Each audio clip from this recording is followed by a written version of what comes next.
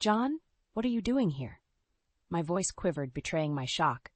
Vanessa, still slumming it, I see. Couldn't carve out a better life, huh? John replied, his smirk slicing through my uneasy calm.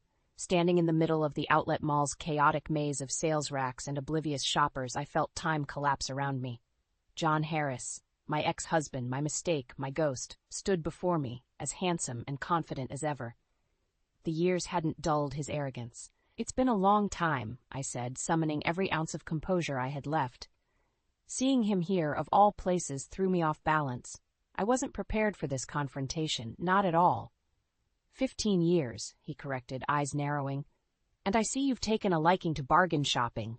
His words dripped with disdain. Guess that new husband of yours isn't making enough to spare you from the discount bin. My blood boiled, but I masked it with a forced smile. At least I have someone who doesn't walk out when things get tough. He raised an eyebrow, smirk fading momentarily. Tough? No, just unbearable, he snapped back. But look at you now, a little family of your own. Amazing how things change when you're not holding anyone back. Before I could respond, Greg's voice cut through the tension, warm and reassuring.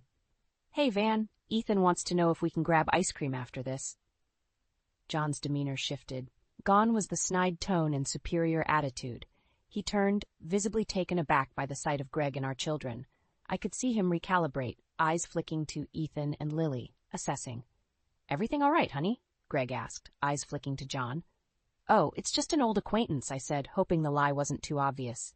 Greg Carter, Greg said, extending his hand. Vanessa's husband. John hesitated for a split second before shaking Greg's hand. John Harris, he mumbled. His eyes then landed on Lily and Ethan. Your kids? Yes, this is Lily, I said, patting my daughter on the shoulder. And Ethan. Ethan looked up curiously at John, innocence radiating from him. Hi, mister. John's face softened in a way I hadn't seen before, almost wistful. Then, with a sharp inhale, he collected himself. Nice to meet you all, and this is Oliver, my son. He gestured towards a boy waiting nearby. The resemblance to John was uncanny, but also there was something off, something gnawing at my intuition. Hi, Oliver, Greg greeted kindly. Oliver pulled a polite smile. Vanessa, sensing the strained silence, interjected, We should get going. Kids, say goodbye. As we walked away, I couldn't help but glance back. John stood there, a ghost from my past who somehow still held strings to my present. The chance encounter had rattled me more than I cared to admit. In the car, I took a deep breath. Are you okay? Greg asked softly. I nodded, but my mind raced. The sight of John after all these years, his spiteful words, and then the eeriness of his new family, it left me uneasy, like something darker lurked beneath the surface. This would not be the last time I saw John Harris. And with each encounter, old wounds would reopen and new mysteries would unfold. Even now, a nagging feeling told me that today was just the beginning of something that could change everything. Little did I know, I was right. The drive home was quiet, too quiet. Greg, always quick to sense when something was off, finally broke the silence. You want to talk about it? I sighed, staring out the window at the passing scenery. That was John Harris, I admitted. Greg's grip tightened on the steering wheel. Your ex? Yeah, I mumbled, feeling the words stick in my throat. It brought back a lot of bad memories. Mom, who was that man? Lily asked from the back seat, her innocent curiosity piercing through the tension. Just someone from my past, sweetie. I forced a smile, trying to mask the unease spreading through me. Nothing you need to worry about. When we got home, Greg wrapped his arms around me, pulling me close. We've built a good life, Van. Don't let him drag you back into the past. I nodded, but his words were cold comfort. The encounter with John hung over me like a dark cloud. I needed to focus on what I had now. Greg, Lily, Ethan. That night, after the kids went to bed, I lay next to Greg in the dark, memories of the past washing over me. John leaving abruptly, his cutting words about my inability to have children echoing in my mind. 15 years ago, John had shattered my world. We were struggling with infertility treatments, each failed attempt driving a wedge between us. One day he just packed his bags and left, as if 10 years of marriage meant nothing. The next morning, as I sipped my coffee, Greg joined me. You seem far away, he observed gently. Just thinking about everything, I replied. Seeing John stirred up a lot. I paused, the memory of John's son, Oliver, flashing in my mind. There was something about him, something I couldn't shake. You know, it's okay to feel uneasy, Greg said, placing a comforting hand over mine. But remember, whatever happens, we face it together. Later that day, I picked up Lily and Ethan from school. As they chatted about their day, I couldn't help but notice Oliver at the gate, waiting for his ride. His resemblance to John was undeniable, but there was something more. "Mom, can Oliver come over for a play date?" Ethan asked, bringing me back to the moment. "Maybe someday, honey," I replied, my gaze still fixed on Oliver. Back home, I busied myself with chores, but my mind kept drifting back to John's cruel words and Hannah's apparent betrayal. How could someone so vile still have such a hold on me? Greg noticed my distraction. "Van, you're doing it again," he said softly. "Doing what?" "Letting John get to you," he replied, lifting my chin so I met his eyes. "That man doesn't deserve another second of your thoughts." He was right. I needed to focus on my family, on the present, but the nagging feeling wouldn't leave me. John's sudden appearance, those pointed remarks, it all felt like a warning, a sign that the past wasn't done with me yet. I decided that evening, as I tucked Lily and Ethan into bed, that I couldn't let John's reappearance unsettle our lives. But the questions lingered. What had really happened with John after he left? What secrets was he hiding now? Greg kissed me goodnight, his unwavering support a beacon in my stormy thoughts. "We'll get through this, Van, just like we always have." As I drifted to sleep, I resolved to uncover the truth about John's new life. Whatever it took, I owed it to myself and my family to finally put the past to rest. I decided to take Lily and Ethan to the park over the weekend. Greg joined us as we tried to enjoy a peaceful family day. It worked for the most part, but every now and then my mind wandered back to John and his biting remarks. As the kids played on the swings, Greg squeezed my hand. "You're thinking about him again, aren't you?" I sighed. "I can't help it, Greg. There's something that just doesn't sit right." Just then, we heard an all-too-familiar voice. "Fancy seeing you here, Vanessa." I turned to see John, his smirk ever present. His new wife, Hannah, stood beside him, looking impeccable, but holding an air of coldness. "John," I acknowledged stiffly. "Hannah. Enjoying family time?" John scoffed, his tone dripping with sarcasm. "It's cute, really." Hannah sized me up with a glance. "I see you've moved on quickly after him."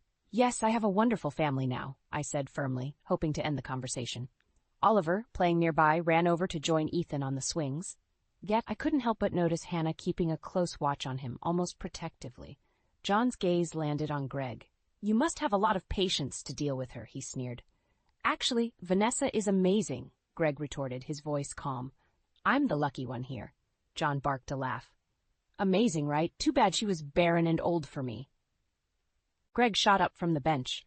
"Watch your mouth, Harris." Hannah put a hand on John's arm, trying to pull him back. "John, not here." But John shrugged her off, stepping closer to us. "Why should I? Vanessa needs to hear the truth. She failed as a wife, and she knows it." The anger in Greg's eyes matched the fury rising in my chest. "That's enough," I said, my voice low but steady. "We're not your punching bags anymore." As if on cue, Ethan ran over, followed by Oliver. "Mom, can Oliver come to our house sometime?" Before I could respond, Hannah interjected. "I don't think that's a good idea, Oliver." John glared at her, then back at me. "Yes, Oliver. Wouldn't want him around your bad influence, Vanessa." "Enough!" I shouted, startling everyone, including myself. "This petty need to belittle me in front of my family. It's pathetic, John." Greg stepped between us, facing John. "You heard her. Stay away from us." John's eyes glinted with a twisted sort of satisfaction. He relished getting under my skin. Hannah pulled John away finally, giving me one last disdainful look. "Keep your distance," she warned. As they walked away, I felt Greg's arms around me, grounding me. "We won't let him get to us," he whispered. "I promise." "But he did get to us," I said quietly, watching Oliver look back at us curiously. There was more to John's life now, more I needed to uncover. His smugness, his nasty comments, they were hiding something. Back home, I shared my thoughts with Greg as we sat on the porch. John's changed, but not for the better. Something's not right in his world. Greg nodded. "Then we find out what it is. We do it together." In that moment, I knew there was no turning back. John's vile nature and the mysterious family dynamic gnawed at me. I needed to discover the truth, not just for me, but for my family's peace. Whatever secrets John was hiding, I would uncover them, with or without his permission. The days after our park encounter passed in a blur. My mind kept drifting back to the final, miserable days of my marriage to John. The memory of endless infertility treatments dominated my thoughts, each failed attempt pulling us further apart until John eventually snapped. "Vanessa," he had said back then, his voice cold and distant, "I can't do this anymore. I need more from life than this endless cycle of disappointment." "But we can adopt," I had pleaded, tears streaming down my face. "We can still have a family." He had just shaken his head, packing his bags. "You're barren and old, Vanessa. You can't give me what I need. I am done." Now, 15 years later, I leaned on the kitchen counter, staring blankly into my coffee cup. Greg noticed me zoning out again and slid beside me, gently rubbing my back. "Today's the day, you know." "Day for what?" "For focusing on our current life. I thought maybe a picnic at the lake would be good." I nodded, trying to push the past away. "Sounds great." Greg, Lily, Ethan, and I packed up and drove to the lake, our temporary escape. The kids ran ahead, laughing and playing, while we spread out the blanket and picnic basket.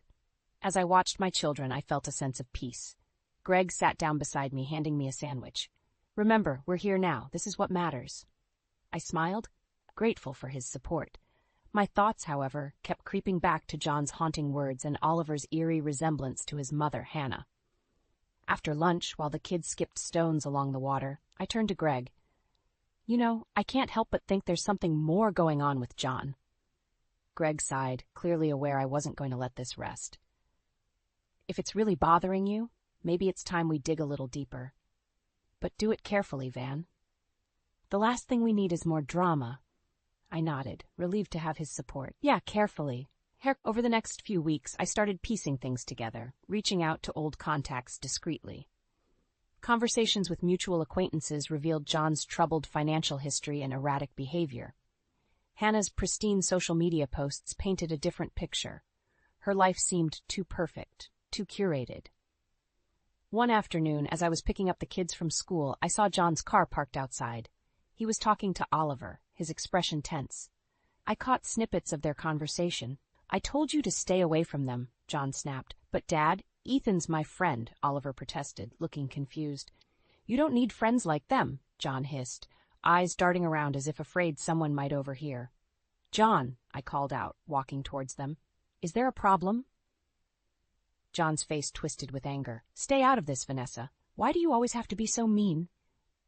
Oliver shot back at his father before running off towards the school gate, tears in his eyes. "Nice parenting," I scoffed. "Back off, Vanessa. My family's none of your business," he spat. I looked him square in the eye. "When you drag my family into your mess, it becomes my business." John stormed off, leaving me with a growing sense of unease. Clearly, things weren't as perfect in his new life as he wanted everyone to believe. But what was he hiding? That evening, I confided in Greg everything I had observed. "There's something deeply wrong going on here. I can feel it." "We'll find out what it is," Greg reassured. "Step by step, we'll uncover the truth." And so, amidst happy family moments and unsettling encounters, the pursuit of truth began.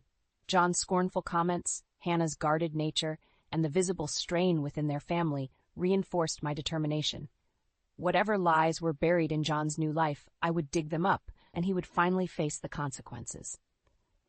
The next week, I finally opened up to Greg about my plan. "Greg, I think we need to investigate John further. I can't shake the feeling that he's hiding something really big." Greg leaned back in his chair, thoughtful. "All right, Vanessa. How do you want to start?" "My accounting skills can be useful here. Maybe I'll dig into his finances, look for any irregularities. Can you see if you've got any contacts who could help figure out what he's been up to?" Greg nodded, determination etched on his face. "We'll get to the bottom of this." Using old connections, Greg reached out to a private investigator he knew, while I began sifting through public records, tax filings, anything linked to John and Hannah. A few days later, with stacks of paperwork spread out on the dining table, I felt my first breakthrough approaching. "Greg, look here," I said, pointing to a document. "There's a company registered under Hannah's name that John seemed to funnel money into regularly. Why would he do that?" Greg looked it over and frowned. "That's odd. Maybe it's a front for something." "Possibly," I agreed. "But what?" The weekend gave us the chance to focus even more. I think we should visit some of these addresses linked to the company, Greg suggested. It was late afternoon when we found ourselves outside a dilapidated warehouse. It felt like a scene from a movie, quiet, almost too quiet. We walked around the building, looking for anything unusual. As we turned a corner, we spotted John arguing with a rough-looking man. "Did you think I wouldn't find out?" the man growled. "Back off, Larry. This isn't your business," John snapped. "It is when you owe me," Larry shot back, their voices getting louder. Greg pulled out his phone and started recording discreetly. I watched, feeling a mix of fear and curiosity. Before we could gather more, John and Larry left, their argument echoing in the empty space. Back in the car, my heart raced. "Did you get that?" I asked Greg. "Every word," he said, showing me the recording. "Why's he dealing with shady people?" "I don't know, but we're getting closer," I said. Over the next few days, things got more complicated. The investigator Greg contacted found something crucial. John had a vasectomy years ago, meaning he couldn't have fathered Oliver. This revelation hit me like a truck. "Greg, this changes everything," I said, shocked by the news. Greg's face hardened. "We have to confront them. This is bigger than we thought." So, preparations began for an upcoming alumni event where we knew John and Hannah would be present. Greg printed out documents confirming the vasectomy, and I prepared myself for a public showdown. I spent evenings rehearsing what to say, fluctuating between anger and determination. Greg stayed close, his support unwavering. "Remember, you're doing this for the truth," he reminded me. Finally, the night of the event arrived. My heart pounded as we approached the venue, arm in arm. Spotting John and Hannah, we headed straight for them. "Vanessa, Greg, what a surprise," Hannah said, her smile tight. "We need to talk," I declared, voice steady but loud enough to draw attention. John's eyes narrowed. "What now?" Greg pulled out the documents and handed them to John. "Explain this," he demanded. John's face turned white, his bravado crumbling. "You've been spying on me?" "Truth has a way of coming out," I said evenly. "What do you have to say, John?" The room grew silent, everyone's eyes on us. Hannah's face turned crimson as she understood what was happening. The web of lies and deceit was unraveling right before them, and there was no stopping it now. The truth about Oliver's parentage, John's vasectomy, and the financial irregularities, all exposed in public. As John faltered, trying to regain control, Hannah's tears and sputtered excuses sounded like hollow echoes in the room, filled with stunned silence. This confrontation was just a step in uncovering the deeper truth, but it was necessary. As we walked away, leaving the shocked crowd and shattered reputations behind, I felt a weight lift. The past no longer shackled me. Now I was ready to face whatever came next. The air was thick with tension as the whispers started, eyes glued to the scene unfolding in front of them. John stood there, hands shaking, holding the documents we just handed him. His attempt to maintain composure was failing miserably. "What is this?" he stammered, glancing at the papers and then back at me. I crossed my arms, feeling a sense of vindication. "It's proof, John. Proof of your lies. You had a vasectomy years ago. You couldn't have fathered Oliver." Hannah's face turned pale as she tried to pull John away. "This isn't the place for such accusations," she hissed. "Then, when is the right time, Hannah?" I shot back, my voice loud enough for everyone to hear. "Maybe you should explain how Oliver came to be." The crowd around us grew larger, their curiosity tinged with judgment. John swallowed hard, anger replacing his initial shock. "You've gone too far, Vanessa." "Too far?" I laughed bitterly. "You're the one who left me, who lied and cheated. This is just the truth coming out, John." Hannah's eyes filled with tears, but she remained silent. The room seemed to hold its breath, waiting for the next bomb to drop. Greg, standing beside me, placed a reassuring hand on my shoulder. "We're not backing down, John. The facade ends here." With a burst of arrogance, John attempted to regain control. "This doesn't prove anything. You can't destroy me with baseless accusations." I met his gaze, and for the first time, I saw fear lurking behind his anger. "It's not baseless. We had a private investigator look into it. We have the proof. You're a fraud, John." Hannah broke down, sobbing uncontrollably. "This wasn't supposed to happen like this," she cried, her voice cracking. "I didn't mean for it to go this far." The realization hit John like a ton of bricks. He turned to Hannah, his eyes wide with betrayal. "You knew?" Hannah nodded, unable to meet his eyes. "I thought I could make it work, that you wouldn't find out." John's rage boiled over. "You ruined everything," he shouted. "You and your lies." I took a step forward, looking directly at Hannah. "Why, Hannah? Why lie about a child's parentage?" She looked up, tears streaming down her face. "I wanted a family. I knew John wouldn't stay if he knew the truth." The room gasped, the weight of her confession hanging heavily in the air. Oliver, standing at the edge of the crowd, looked between John and Hannah, confusion and hurt etched on his young face. "Oliver," I called gently, "come here, honey."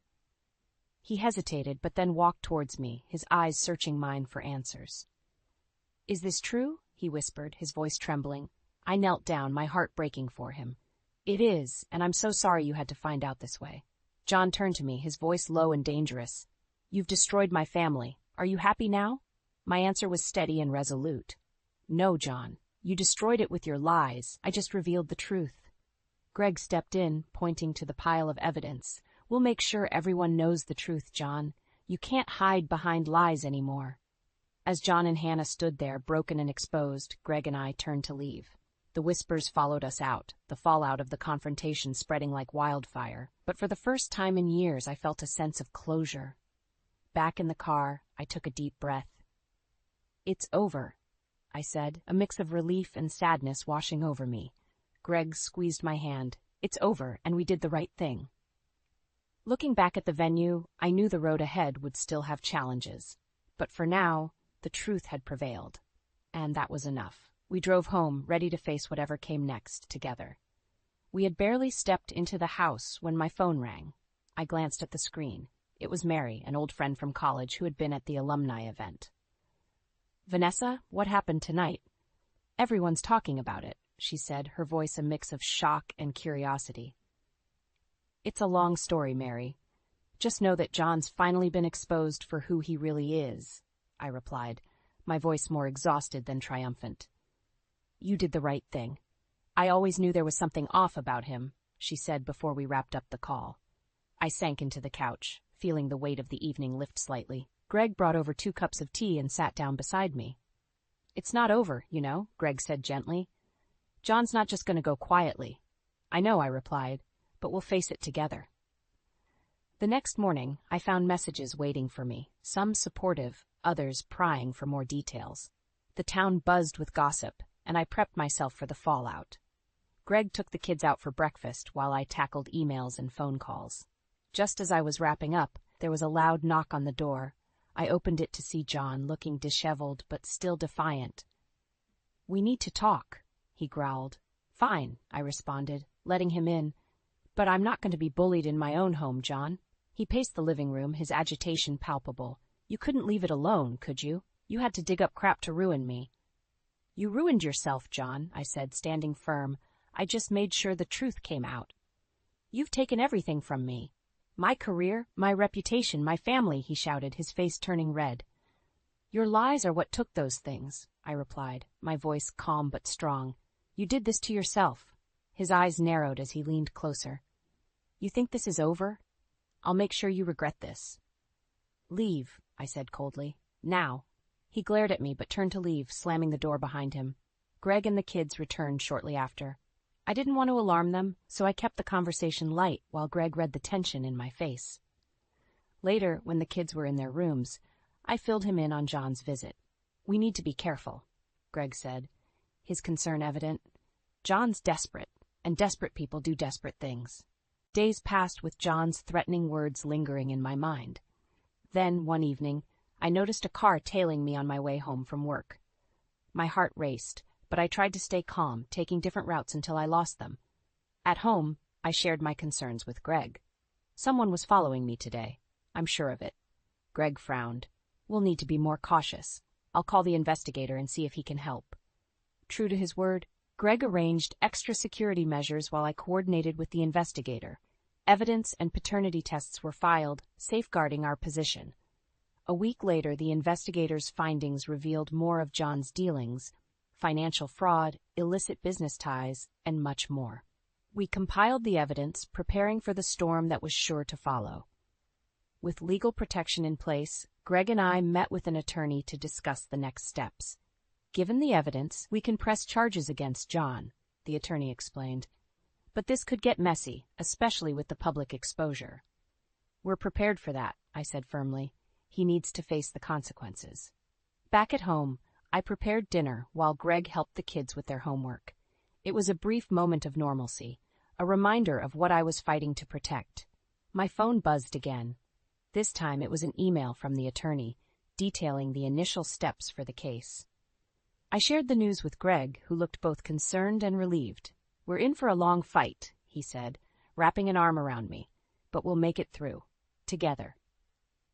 Watching Lily and Ethan at the dining table, I felt a sense of renewed determination.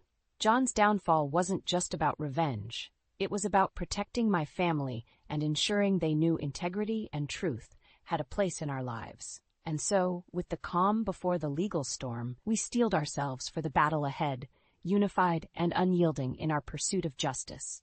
The courtroom was silent, except for the hum of tense whispers.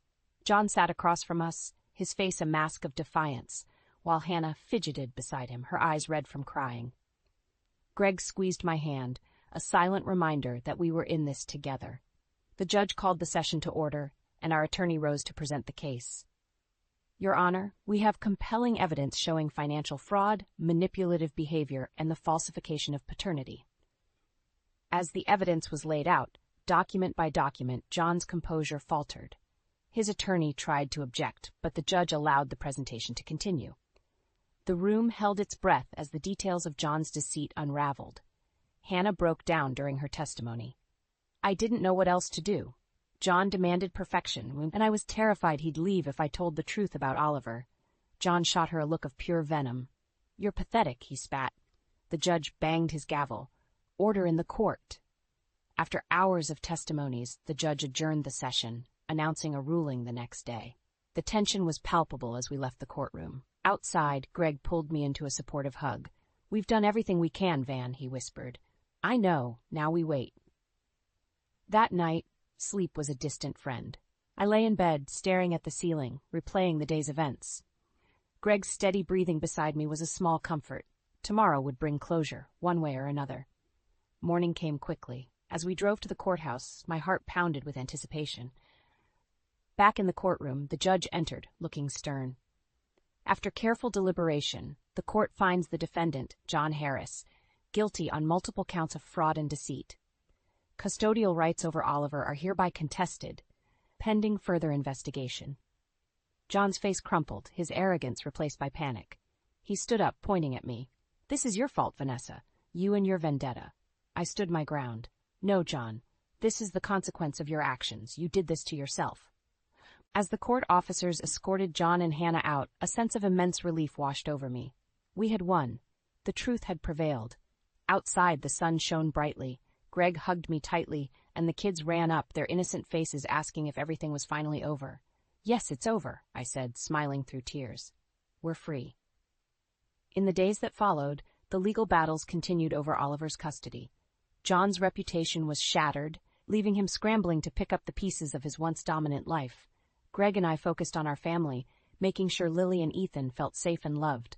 Despite the turmoil, we found moments of peace. One evening, as we sat on the porch, I noticed Oliver approaching our house, looking hesitant. Vanessa? He asked, his voice small. Yes, Oliver. Can I stay here for a bit, with you and your family? Tears welled up in my eyes as I looked at Greg, who nodded. Of course, you can, I said, opening my arms to him. Our family welcomed Oliver with open hearts. Over time, he became part of our lives, finding stability and care among us. The scars left by John's manipulation slowly healed, replaced by the bonds we formed together. Through the chaos, we emerged stronger, bound by truth and love.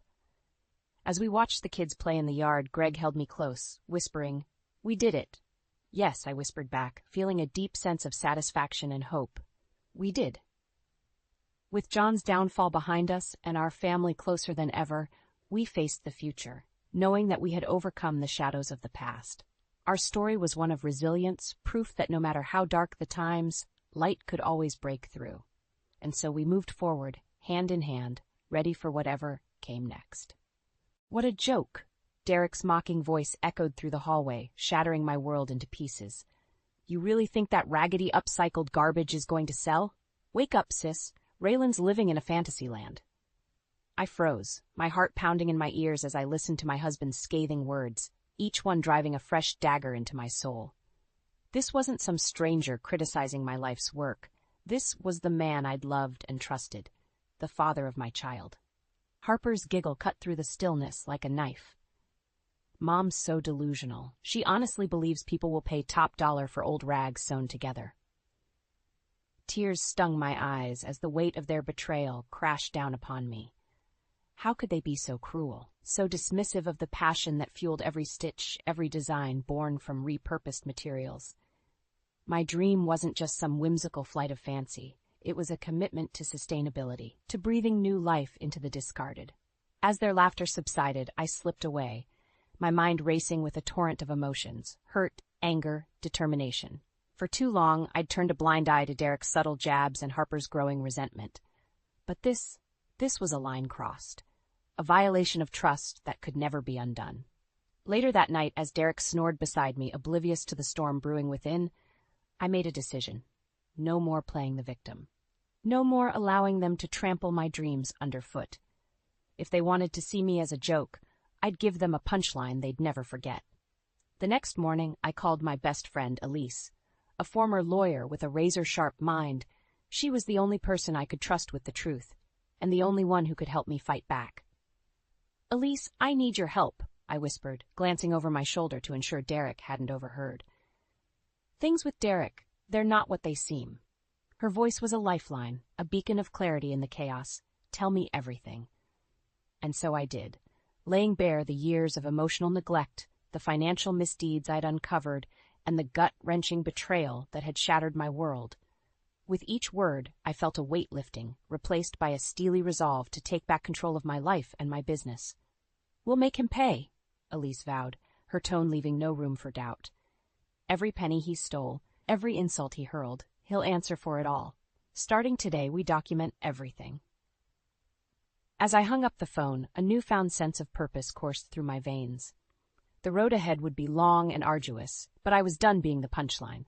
It was time to rewrite the joke, and this time, I'd be the one delivering the cutting final line. Elise didn't waste any time. Within days, she'd formulated a meticulous plan to expose Derek's misdeeds and secure my financial future. "First things first," she said during one of our clandestine meetings at a quiet cafe. "We need to document every single transaction he's made using your business accounts." I nodded, pulling out a thick manila envelope stuffed with bank statements and financial records. "I've been gathering evidence for months. Look at these numbers. He's been siphoning funds into his personal accounts, leaving me with just enough to keep the business afloat." Elise's brow furrowed as she flipped through the pages. "That snake, he's been embezzling from you this whole time." "It gets worse." I took a deep breath, steeling myself for the next revelation. "I overheard him on the phone with his banker last week. He's been lying about our profits, cooking the books to make it look like we're barely scraping by, so he can claim you're a financial burden and gain leverage in the divorce proceedings," Elise concluded, her jaw clenched tight. "Despicable." Our conversation was interrupted by the shrill ringing of my phone. Derek's name flashed across the screen, and I felt a surge of revulsion. Without hesitation, I declined the call and muted the ringer. Elise's eyes narrowed. What did that weasel want? Probably checking up on me, making sure his little cash cow is still producing. I spat the words like venom, years of pent-up resentment bubbling to the surface. Sliding a worn voice recorder across the table, Elise fixed me with a determined stare. "Start wearing this at all times. We need to catch him in the act, get him on record spewing his vitriol." The weight of the device in my palm felt heavy, a tangible reminder of the war I was waging. But I was done being a victim. It was time to fight back. That night, as Derek and I sat down for dinner, the tension was thick enough to cut with a knife. Harper picked at her food, her gaze flickering between us like a spectator at a boxing match. "What's gotten into you lately?" Derek sneered, breaking the uncomfortable silence. "You've been acting awfully strange." I took a deep breath, pressing the record button beneath the table. "Just focused on the business, that's all." "Just," he scoffed, stabbing at his steak with more force than necessary. "That little hobby of yours? Don't kid yourself, Ray. It's never going to amount to anything more than a drain on our finances." Harper's eyes widened. but she remained silent, no doubt fearing the wrath of her father's sharp tongue. "You know, Derek," I replied, keeping my voice measured and even, "for someone who claims to support my dreams, you sure have a funny way of showing it." His fork clattered against the plate as his fist slammed down on the table. "Support your dreams? Don't make me laugh. Every penny I've wasted on that ridiculous project is a penny too many." The words stung, but I refused to flinch. Instead, I met his venomous glare with a steely gaze of my own. "Well then, it's a good thing you won't have to waste any more of your precious money on me." Rising from the table, I fixed him with a cold smile. "I'll be sure to pack my bags tonight." As I left the room, Derek's sputtering protests fell on deaf ears. The war had begun, and I had no intention of losing. The atmosphere in the house was suffocating. Derek prowled the halls like a caged animal, his footsteps heavy with barely contained rage. Whenever our paths crossed, his eyes bored into me, searching for any sign of weakness, any crack in my resolute facade. But I refused to break. With each snide remark, each thinly veiled insult, I stood my ground, meeting his vitriol with stony silence. The recorder in my pocket became a talisman of sorts, a constant reminder of the evidence I was against him. Harper, caught in the crossfire, retreated into herself. Gone was the carefree teenager who once laughed and joked with her father. In her place was a hollow-eyed shadow, flinching at raised voices and avoiding us both whenever possible. It was during one of these encounters that the dam finally burst. "What's wrong, Princess?" Derek sneered as Harper scurried past, her gaze fixated on the floor. "Cat got your tongue?" She froze, her shoulders tensing, and for a moment I thought she might flee. But then, slowly, she turned to face him, and the look in her eyes sent a chill down my spine. "Just leave me alone," she muttered, her voice barely above a whisper. Derek threw back his head and laughed, a cruel, mocking sound that set my teeth on edge. "What's the matter, Daddy's little girl too good to talk to her old man now?" "Derek, that's enough." I stepped forward, placing a hand on Harper's trembling shoulder. She said, "Leave her alone." His gaze snapped to mine, eyes glittering with malice. "Stay out of this, Raylan. This is between me and my daughter." "Your daughter?" I echoed, my grip tightening on Harper's shoulder. "Since when do you give a damn about being a father? All you care about is yourself and your precious money." The words hung in the air, heavy and damning. For a heartbeat, Derek was speechless, his face contorting with rage. Then, like a coiled serpent, he struck. "How dare you?" he snarled, taking a step forward. "After everything I've done for this family, for your pathetic little hobby, and this is the thanks I get?" Harper flinched, shrinking back against me, but I stood my ground. Reaching into my pocket, I thumbed the record button, capturing every venomous word. "You've done nothing but belittle me, Derek, lie to me, steal from me. You're a despicable excuse for a husband and a father." His face turned an ugly shade of purple, and for a moment, I thought he might strike me. But then, as quickly as it had come, the storm passed, and he deflated like a punctured balloon. "You'll regret this," he hissed, jabbing a finger in my face. "Mark my words, Raylan, I'll make sure you lose everything." With that, he turned on his heel and stormed off, leaving Harper and me alone in the oppressive silence. "Mom?" Her voice was small, tremulous. "What's going on?" Wrapping an arm around her shoulders, I pulled her close, grateful for the solid weight of her against my side. "It's going to be okay, sweetie," I murmured, more for my own benefit than hers. "Everything's going to be just fine." But as I gazed down the hall where Derek had disappeared, a tendril of doubt wormed its way into my heart. Had I underestimated his capacity for cruelty? His willingness to drag us all down in his quest for vengeance? Only time would tell. And in the meantime, I would keep fighting. Keep gathering ammunition for the battle to come. Because one thing was certain. I would never let that man break me again. The day had finally come. With Elise's guidance, I'd compiled an ironclad case against Derek, complete with financial records, audio recordings, and a mountain of damning evidence. There would be no more running, no more hiding. It was time to rip off the mask and expose him for the monster he truly was.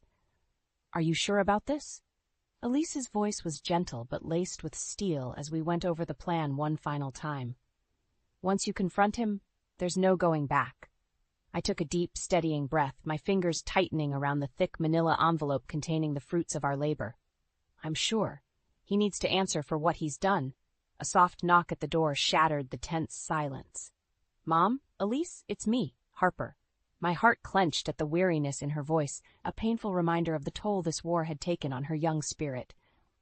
Elise shot me a questioning look, and I nodded, bracing myself for the inevitable explosion. Come in, sweetie. The door creaked open, and Harper slipped inside, her eyes wide and haunted. Dad's home, she whispered, wringing her hands. He's in the living room, waiting for you. My mouth went dry, but I refused to let my nerves show. Squaring my shoulders, I turned to Elise. It's time. She squeezed my arm, offering a grim smile. I've got your back, let's do this. With Harper trailing behind, we made our way to the living room, each footstep echoing like a death knell. Derek looked up as we entered, his eyes narrowing at the sight of Elise. What's going on here? He demanded, rising to his feet. What's she doing in my house? I opened my mouth to respond, but Elise beat me to it. Sit down, Derek, she said, her voice ringing with authority. We need to have a little chat. He bristled, his jaw clenching. I don't take orders from... Sit down. Elise's tone brooked no argument, and after a tense moment, Derek lowered himself back onto the couch, his eyes smoldering with barely concealed rage. Sliding the envelope onto the coffee table, I fixed him with an icy glare. These are detailed financial records documenting every single penny you've embezzled from my business over the past 5 years. His eyes widened, but he quickly regained his composure, scoffing dismissively. You're delusional. I've done nothing but support your little hobby. Save it. I jabbed a finger at the envelope. The evidence is right there, plain as day, bank statements, wire transfers, everything. Derek opened his mouth, no doubt to spew forth another round of lies and denials, but I cut him off. That's not all. Pulling out my phone, I queued up the first in a long line of audio recordings. I have hours of footage documenting your emotional abuse, your constant belittling and degradation. As his own voice filled the room, hurling insults and venom with chilling casualness, Derek's face drained of color. Harper gasped, her hands flying to her mouth as she listened to her father's hateful words. No. Derek's voice was little more than a hoarse croak. You can't. That's not. It's over, Derek. Elise's voice was cold, utterly devoid of mercy. We have more than enough evidence to bury you in court. You're going to jail, and Raylan is taking everything. The house, the business, full custody of Harper. You've lost. For a long moment, silence reigned, broken only by the sound of Derek's ragged breathing. Then, slowly, he turned to face me, and the look in his eyes sent ice flooding through my veins. You'll regret this, he hissed, spittle flying from his lips. I swear to God, Raylan, I'll make you suffer for this. You and that little brat will wish you'd never been born. Before I could respond, Harper was there, stepping between us with her shoulders thrown back and her chin raised in defiant challenge. That's enough out of you, she spat, her voice trembling but unwavering. You're the one who's going to suffer, you pathetic excuse for a father, and you'll have no one to blame but yourself. Pride swelled in my chest as I watched my daughter stand tall against the man who'd tormented us for so long. In that moment, I knew we would be okay. We would survive this nightmare, and maybe, just maybe, we'd emerge stronger than ever before. Derek opened his mouth, but whatever vile retort he'd intended died on his lips. With a snarl of impotent rage, he turned and stormed from the room, leaving us standing in silence amidst the wreckage of his shattered lies. It was over. The war had been won. The silence that followed Derek's departure was deafening. Harper and I stood frozen, still processing the explosive confrontation that had just unfolded. Elise was the first to break the stillness, letting out a long, shuddering breath. Well, that could have gone better, she muttered, running a hand through her disheveled hair. Harper whirled on her, eyes blazing with a mixture of hurt and anger. You think? That was my dad you just destroyed back there. Harper, I began, reaching out to her, but she jerked away, hugging herself tightly. Don't. Just don't. Her voice cracked, and I watched in dismay as tears spilled down her cheeks. How could you do this, Mom? How could you keep this from me?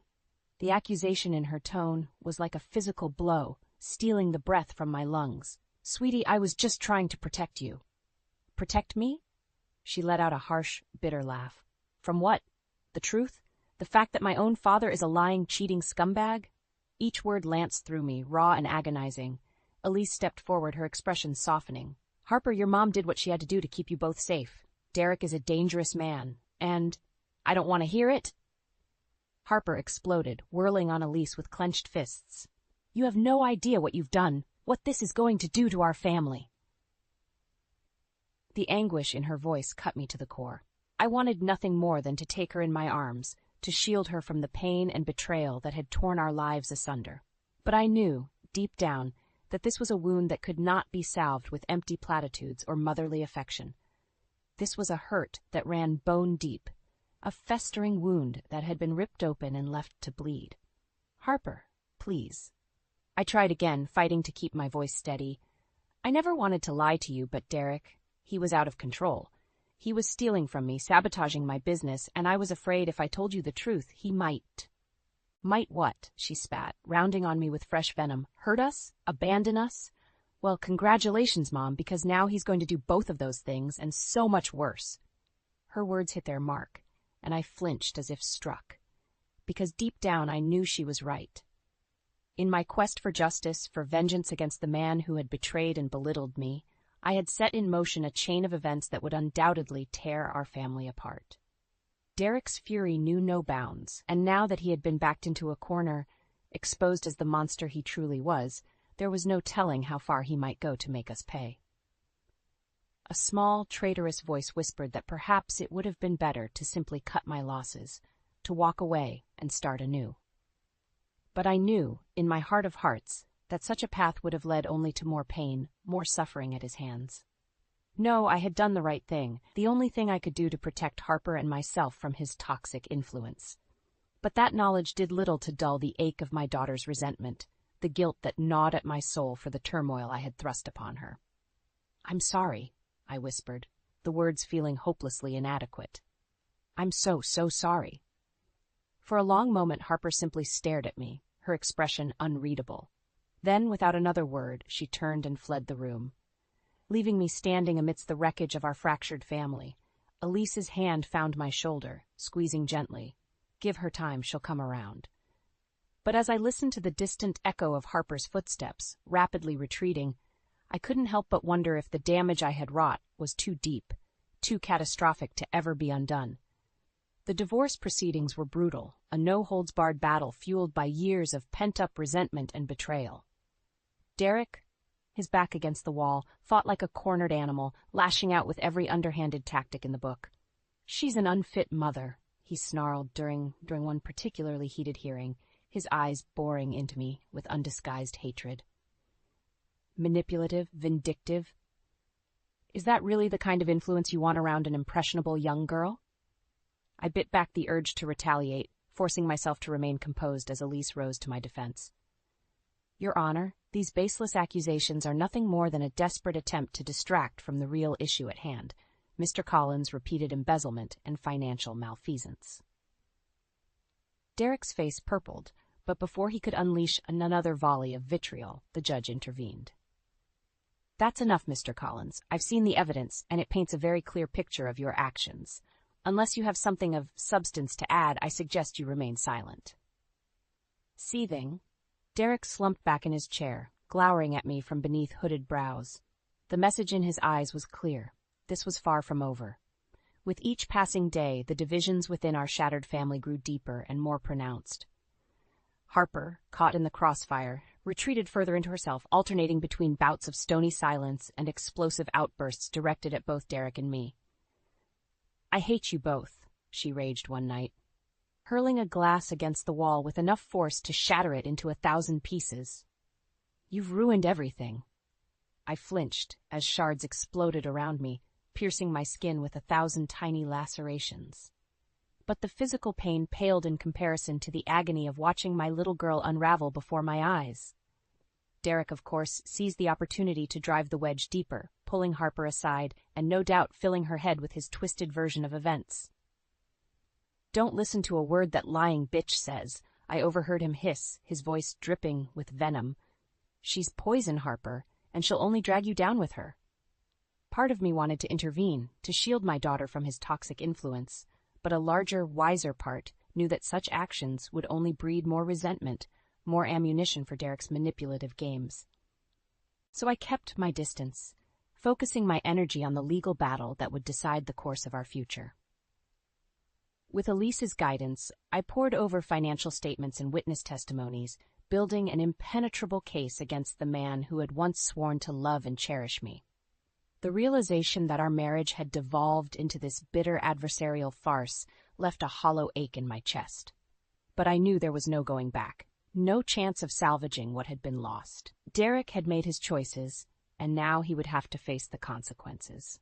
As the divorce proceedings ground on, the media caught wind of our sordid drama, unleashing a torrent of salacious headlines and intrusive reporters. Derek, ever the opportunist, seized his chance to manipulate the narrative, granting exclusive interviews where he painted himself as the long-suffering victim of a deranged, money-hungry shrew. "She's out for blood, plain and simple," he lamented to one particularly eager journalist, his eyes glistening with crocodile tears. "All I ever wanted was to give my family a good life, but it was never enough for Raylan. She let her greed, her delusions of grandeur consume her." I watched in disgust as his lies played out across newspapers and television screens, each fabrication more outrageous than the last. But I refused to take the bait, to engage in the same mudslinging tactics that Derek had embraced so wholeheartedly. No, I would let the evidence speak for itself. The truth was on my side, and try as he might, Derek could never bury that beneath a mountain of deceit and slander. As the media frenzy reached a fever pitch, I found myself longing for the quiet solace of my work, the simple act of creation that had once brought me such joy and fulfillment. But even that refuge had been tainted, the very business I had poured my heart and soul into, now serving as a battleground between Derek and me. In my darkest moments, I wondered if it had all been worth it, the pain, the betrayal, the shattering of everything I had once held dear. But then I would look at Harper, my beautiful, struggling girl caught in the crossfire of her parents' war, and I would know that I had done the only thing I could. For her sake, and for my own self-respect, I had to keep fighting. No matter how high the cost, I would not let Derek emerge victorious from the ashes of our family.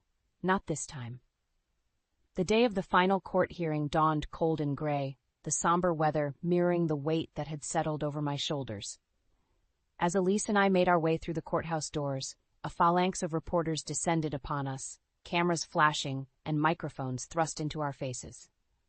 "Miss Collins, is it true you're seeking full custody of your daughter? How do you respond to the allegations that you've been embezzling funds from your own company? Care to comment on the rumors of your husband's alleged affair?" I brushed past them without a word, my jaw clenched in grim determination. Derek, of course, was reveling in the spectacle, pausing every few steps to preen for the cameras and offer up sound bites tailored to paint him as the long-suffering victim. "All I've ever wanted is to protect my little girl," he simpered, his expression one of studied anguish. "But Raylan, she's become unhinged, obsessed with money and revenge. It's tragic, really." I felt Elise tense beside me, and I placed a warning hand on her arm. "Don't take the bait," I murmured. "He's not worth it." Her nostrils flared, but she gave a curt nod, and we continued on our way, leaving Derek to bask in the spotlight he so desperately craved. The courtroom was packed to the rafters, a veritable circus of lawyers, journalists, and gawking spectators. I scanned the crowd, my heart lurching as I spotted Harper sitting towards the back, her shoulders hunched and her gaze determinedly averted from both Derek and me. As the proceedings got underway, it became immediately apparent that the judge had little patience for Derek's grandstanding. He cut through the other man's bloated testimony with razor-sharp precision, dismantling his arguments one by one with cold, irrefutable logic. "You claim your wife was obsessed with money and revenge, Mr. Collins," the judge stated, his voice ringing with thinly veiled disdain. "And yet, the financial records clearly show that you embezzled over $500,000 from her company's accounts over the course of 5 years. How do you explain that?" Derek squirmed in his seat, his bravado faltering under the weight of the damning evidence. "It was a misunderstanding, Your Honor. I was simply lying and stealing from your wife, with whom you had entered into a legal contract as a business partner," the judge interrupted, his eyes flashing. "That's what the evidence shows, Mr. Collins. Shall I go on?" As the judge methodically disassembled Derek's house of lies, I could practically feel the weight lifting from my shoulders. Beside me, Elise radiated quiet triumph, her lips curved into the faintest of smiles. When the judge finally rendered his verdict, it felt like a physical blow, knocking the wind from Derek's sails and leaving him reeling. In light of the overwhelming evidence presented, I am awarding Miss Collins full ownership of her company, as well as sole custody of her daughter, Harper. Mr. Collins, you are hereby ordered to pay restitution in the amount of $600,000, as well as alimony and child support to be determined at a later date. A stunned silence fell over the courtroom, broken only by the muted sobs of a devastated Derek. Elise reached over and squeezed my hand, her eyes shining with pride. "You did it," she murmured. "It's over." But as I turned to face my daughter, my heart plummeted. Harper was staring at me, her expression unreadable, a chasm of hurt and betrayal stretching between us. In that moment, I knew that while the legal battle might be won, the war for my daughter's heart and trust was only just beginning. In the days that followed, Derek's world crumbled around him. His assets were seized, his reputation in tatters. But through it all, he maintained a defiant front, lashing out at anyone and everyone who dared cross his path. It was during one such outburst that Harper, who had been steadfastly avoiding me, finally emerged from the shadows of her self-imposed exile. "You're pathetic," she spat, her voice dripping with contempt as Derek raged and raved in the aftermath of yet another court ruling. "All this time, I thought Mom was the one destroying this family, but you're the real cancer, aren't you?" Derek whirled on her, his face contorted in an ugly snarl. "Watch your mouth, you ungrateful little—" "No, you watch yours." Harper stepped forward, her chin raised in defiant challenge. "I'm done listening to your lies, your manipulations. You're a sad, bitter man, and you've got no one to blame but yourself for the mess you've made of your life." As her words washed over him, I saw something shift in Derek's eyes, a flicker of doubt, of dawning realization that his carefully constructed facade was crumbling. For a heartbeat, I almost felt sorry for him. Almost. Then the moment passed, and the sneer was back, twisted and grotesque. "You'll regret this," he hissed, jabbing a finger in Harper's face. "You and your bitch of a mother will regret the day you ever crossed me." Harper didn't so much as flinch. "Save it for someone who still cares, Dad. You're nothing but a pathetic bully, and I'm done being afraid of you." With that, she turned and walked away, leaving Derek gaping in her wake like a landed fish. Our eyes met for the briefest of moments, and in that fleeting glance I saw a glimmer of the old Harper, strong, defiant, unbroken. In that moment, I knew that no matter what lay ahead, we would face it together. United, emboldened by the truth that had finally set us free. Derek might have lost everything, but I had regained something far more precious. My daughter's respect, her trust. And that was a victory worth fighting for. The weeks following the divorce were a whirlwind of activity. With Derek's vindictive presence finally excised from our lives, Harper and I were free to pick up the pieces and begin rebuilding. Gone were the tense silences, the hostile glares and cutting remarks. In their place was a newfound openness, a willingness to communicate and heal the wounds that had been left to fester for far too long. "I'm sorry, Mom," Harper murmured one night as we sat on the patio, nursing mugs of hot chocolate beneath the star-studded sky, "for the way I acted, for shutting you out when you needed me most." I reached over and squeezed her hand, my heart swelling with a potent mix of love and relief. "You have nothing to apologize for, sweetie. What's important is that we're here now, together. That's all that matters." She offered a tentative smile, and in that moment, I saw a glimpse of the carefree girl she had once been, untainted by the bitter rancor of her parents' war. The sight filled me with a renewed sense of determination. I would do whatever it took to shield her from further pain, to ensure that the damage wrought by Derek's actions did not define the rest of her life.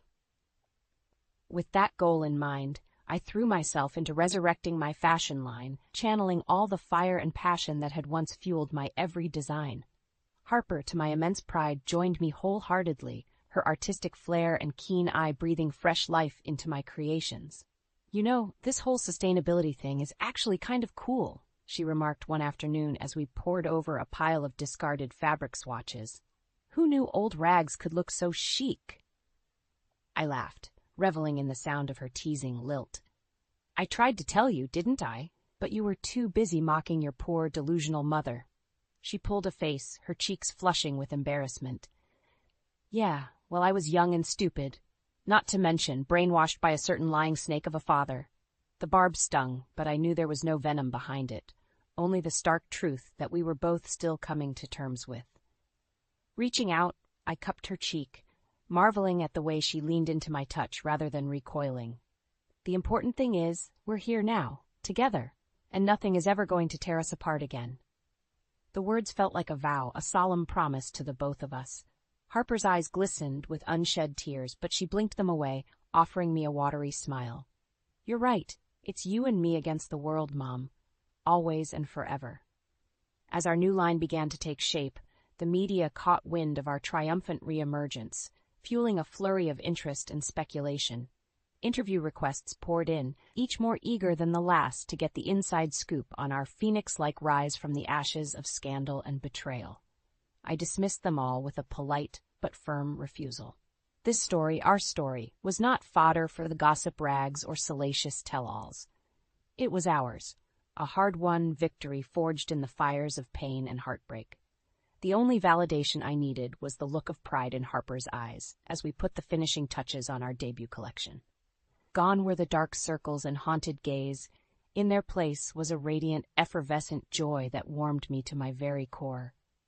We did it, Mom, she breathed, running her fingers over the intricate stitching of one particularly striking ensemble. Against all odds, we actually pulled this off. Wrapping an arm around her shoulders, I pulled her close, savoring the moment. Of course we did, baby girl. When have you ever known your mother to back down from a fight?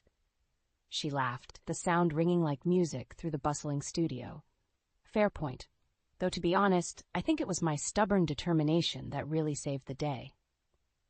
Is that so? I arched an eyebrow, unable to resist the playful banter. Well, in that case, maybe I should start calling you Mom instead. Harper made a face, sticking out her tongue. On second thought, let's not go that far. One diva in the family is more than enough. We dissolved into a fit of giggles, the easy camaraderie a soothing balm on the wounds of the past. In that moment, it was as if the years of turmoil and heartache had never happened. We were just a mother and daughter, united in our love for each other and the craft that had helped heal us both. The night of our launch party, I could scarcely believe how far we'd come. Harper was radiant in one of our signature creations, her megawatt smile lighting up the room as she worked the crowd with effortless poise. Watching her charm and dazzle the assembled fashionistas and industry bigwigs, I felt a surge of pride so intense it nearly stole my breath away. This was her moment, our moment, and no one, not Derek, not the naysayers who had doubted us at every turn, could ever take that away.